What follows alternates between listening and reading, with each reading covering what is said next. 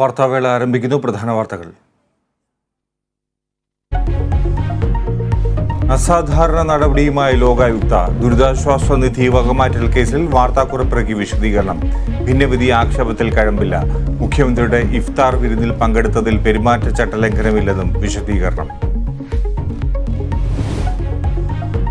വന്ദേ ഭാരത് എക്സ്പ്രസിന്റെ ആദ്യ പരീക്ഷണ ഓട്ടം പൂർത്തിയായി. തിരുവനന്തപുരത്ത് നിന്ന് പുലർച്ചെ 5:10 പുറപ്പെട്ടു. 12:20 കണ്ണൂരിലെത്തി. തിരുവനന്തപുരത്ത് നിന്ന് കണ്ണൂരിലെത്തിയത് 7 മണിക്കൂർ 10 മിനിറ്റ് പിന്നിട്ട്.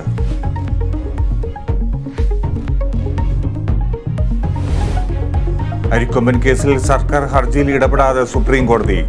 ഹൈക്കോടതി വിദഗ്ധ സമിതി തീരുമാനം യുക്തിസഹമെന്ന നിരീക്ഷണം. ആനയുടെ പുനരധിവാസം പറമ്പിക്കുളത്ത് തന്നെ.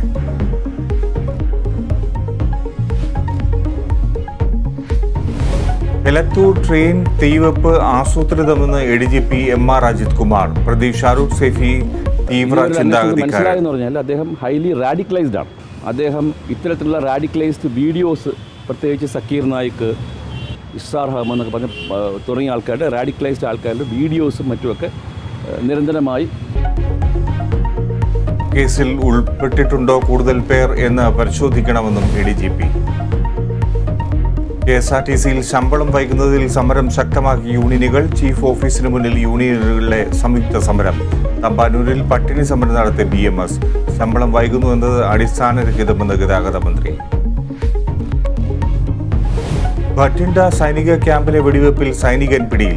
ജവാന്മാർക്കിടയിലെ വെടിവെപ്പ് വ്യക്തിപരമായ തർക്കത്തിനിടെ. സൈനികൻ മോഹൻ ദേശായി കുറ്റം സമ്മതിച്ചതായി പോലീസ്.